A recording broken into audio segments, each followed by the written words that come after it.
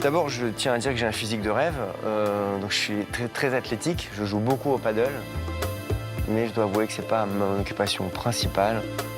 On va dire que ce qui est le plus important pour moi, ce sont les mots.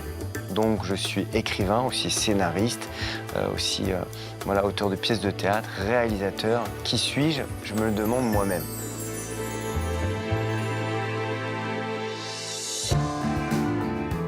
J'aime la poésie, par-dessus tout, la littérature. Et j'aime aussi par-dessus tout la musique. Qui sommes-nous dans le fond? Donc quand on m'offre des chansons comme ça, très musicales et très poétiques, je serais vraiment bête de refuser. C'est une nouvelle aventure où on a vraiment cette voix mythique du cinéma au rendez-vous tout un album où on explore des sentiments, des états d'âme différents. Que savons-nous, de la vie qui nous mène à tant de rendez-vous? Cette semaine, un duo qui s'illustre en musique. Françoise Fabian, icône du cinéma, et Léonard Lasry, compositeur inspiré, nous donnent rendez-vous autour d'un piano pour nous parler de leur dernier album. Ensuite, un coup de cœur au musée Marmottan-Monet. Mais on va tout de suite retrouver un auteur incontournable de la scène littéraire française au théâtre Tristan Bernard.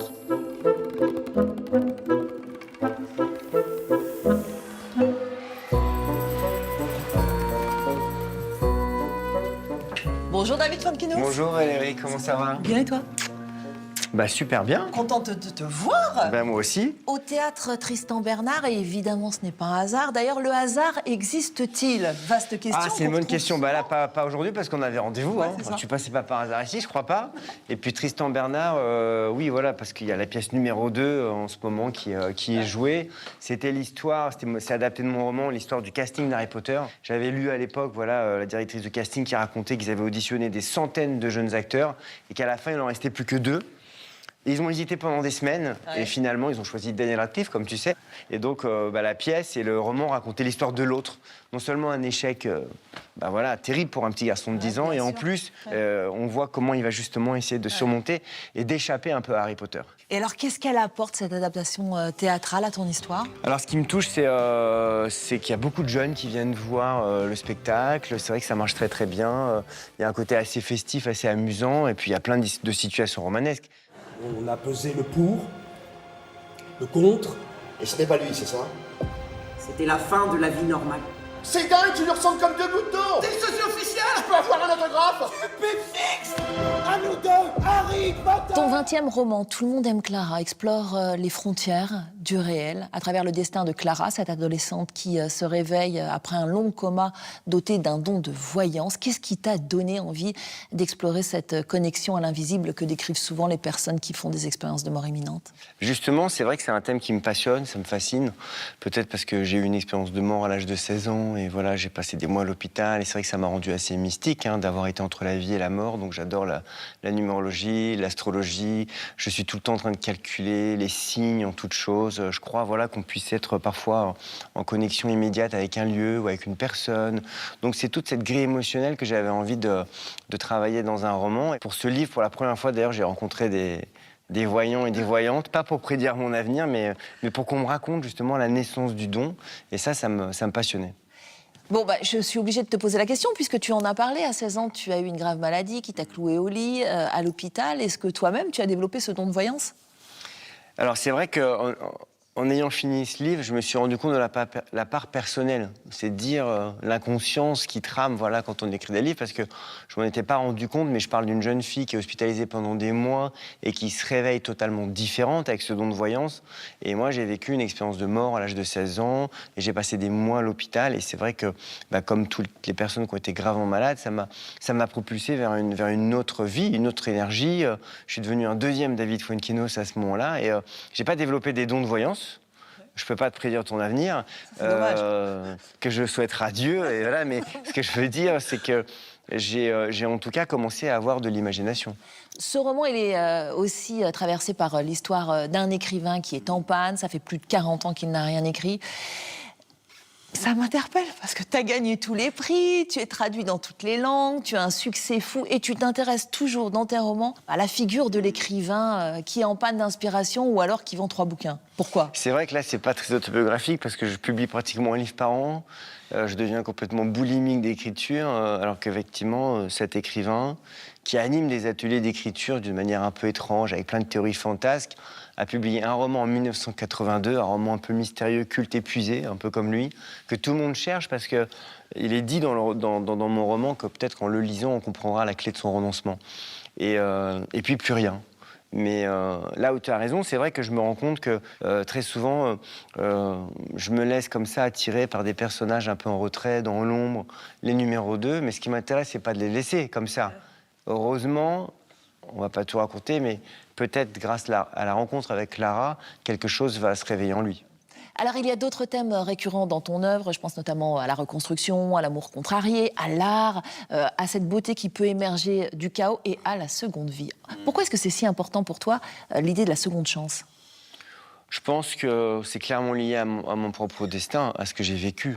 Et donc, j'ai mis du temps à comprendre, alors que j'avais le sentiment d'écrire des livres très différents, entre Charlotte, La délicatesse, Vers la beauté, ou celui-ci. Voilà, ce sont des tonalités différentes, des univers différents que j'aborde, mais globalement, ils sont tous traversés par la même interrogation, en tout cas par la même obsession qui est celle de la réinvention de soi.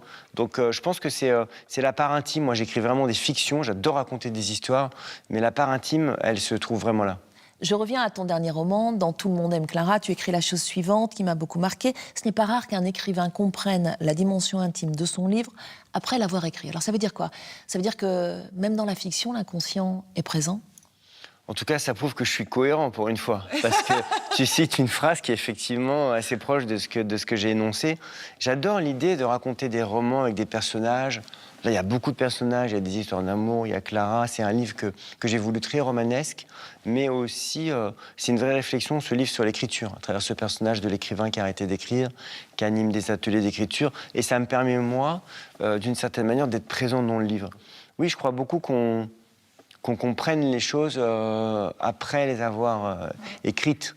Pourquoi ? Parce que écrire, pour moi, c'est convoquer la part sensible de soi, la part irrationnelle.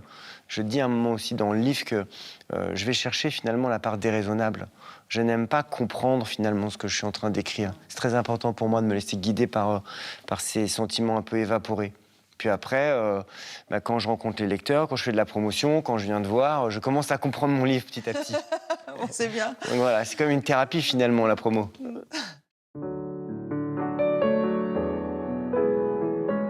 On part à présent à la rencontre d'un duo inspirant, Françoise Fabian, icône du cinéma français, et Léonard Lasserie, compositeur aux multiples visages, signe L'heure d'un rendez-vous, un album sensible aux accents poétiques et cinématographiques. Les deux artistes vont nous faire partager leur amour des mots, des émotions et de la musique. J'étais en enfance, quand ta voix berçait mes soudains désarrois. Le quotidien, des petits riens, comme dans un rêve. J'étais si bien. Bonjour. Bonjour. On a de la chance d'assister aux répétitions de ce deuxième album qui vient de sortir, composé par vous, Léonard. Comment est-ce qu'il a été construit, cet album ? Quelle a été l'impulsion ? D'une façon assez étrange.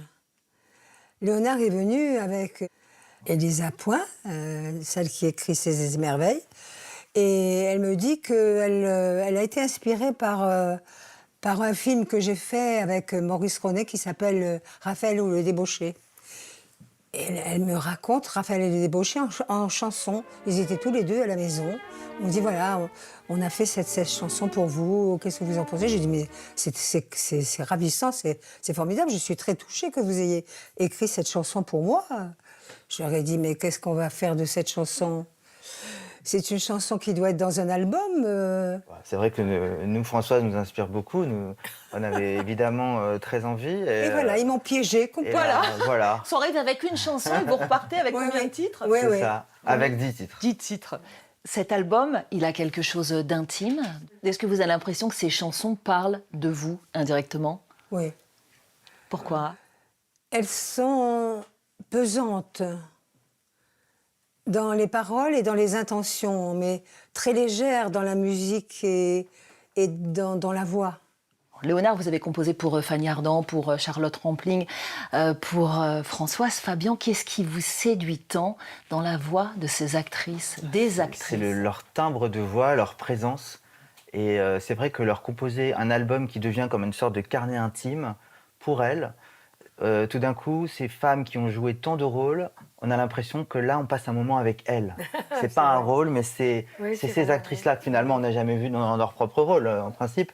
Donc c'est vrai que Charlotte Rampling disait « Ah, cet album, c'est moi ». Et Françoise aussi le dit assez souvent. Il y a quelque chose où on passe un moment avec Françoise. L'album, Léonard, il navigue entre le cinéma, la chanson. Il y a quelque chose de très impressionniste, les confidences aussi. Vous la concevez comme ça, votre œuvre, à la croisée des arts? C'est la croisée, parce que moi, c'est vrai que dans mes chansons, il y a, sans le vouloir, une patte qu'on dit souvent cinématographique. Les chansons, on me dit, ça pourrait être des chansons de film. Donc finalement, quand elles rencontrent une interprète, en plus une voix légendaire du cinéma, bah, c'est vrai que tout d'un coup, on a un mélange. C'est de la chanson, c'est du cinéma, c'est quelque chose, un ovni un peu. Il y a une chose extraordinaire dans ces chansons, c'est que c'est une nostalgie intense. Une nostalgie intense. Vous êtes nostalgique? Ça me ressemble. Ça vous ressemble? Oui, ça me ressemble. Vous êtes nostalgique? Oui. Depuis toujours? Depuis toujours, et de plus en plus. Se dire « je t'aime » n'est pas obscène. Et quand bien même, dis-le quand même.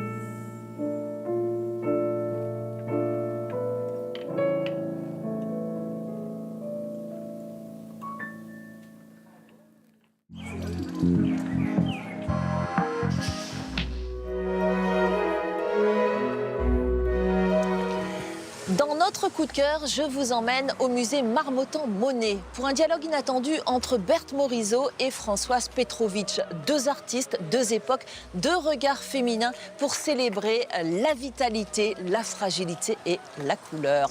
Je vous emmène.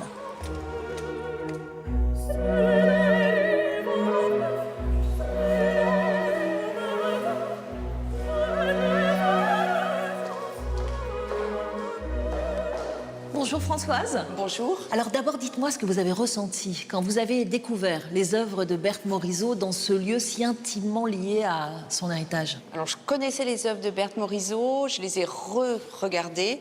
J'ai aussi redécouvert évidemment toutes ses archives, les photos qui sont très belles. Et puis je me suis arrêtée finalement sur une œuvre un peu différente, un jardin Rose Trémière à Bougival. Et vous avez établi donc un dialogue avec elle. On vous a demandé de choisir une œuvre et ce sont ces roses trémières que vous avez choisies. Pourquoi ? Finalement, ce qui me plaisait, c'est que c'était une peinture qui n'était pas complètement autoritaire, très bien cadrée, très bien composée. C'était presque une vision comme ça, un petit peu échappée, comme ça, d'un paysage. Et puis c'est un jardin qui n'est pas complètement un jardin. On sent qu'il y a un paysage derrière, c'est fouillis, on a un morceau de chaise, un tout petit bout d'arrosoir. Donc il y a un truc un peu très, très fugitif, j'aimais bien. Alors, vous n'avez cherché ni à illustrer, ni à copier Berthe Morisot, mais à prolonger une sensation. Quelle liberté vous vous êtes offerte dans ce dialogue? Oui, alors j'ai aussi choisi ce tableau parce qu'il était, pour moi, il était très ouvert. C'est-à-dire qu'il y avait quelque chose presque de non dit très fort. C'est un peu contradictoire, mais ça m'a permis finalement de... C'est comme si on se tourne la tête et tout d'un coup on est dans un champ de tournesol, comme si le jardin débouche sur la campagne. Et puis j'ai pu réaliser ce que j'appelle mes grands portraits fleurs. Quand on travaille comme vous le faites, avec des encres, avec des lavis, forcément l'élan floral, ce n'est pas le même. C'est vrai que l'encre, c'est une technique qui, pour moi, qui ne permet pas de repentir. Donc c'est pas une peinture, il n'y a pas de reprise, il n'y a pas de séchage. Si vous ratez, c'est raté. Complètement. Et du coup, il faut accepter. Il faut accepter beaucoup de choses et il faut laisser venir les choses, qu'elles se diffusent par capillarité, qu'elles se prolongent. Et puis, ça fabrique presque le pétale tout seul, quoi, finalement. Vous en avez raté quelques-uns ou ça a été bien du premier coup? Finalement, c'est les 9 que j'ai gardés, que j'ai fait.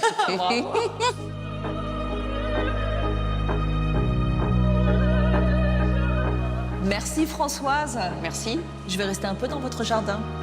Et on se retrouve très vite pour de nouvelles aventures sur France 24.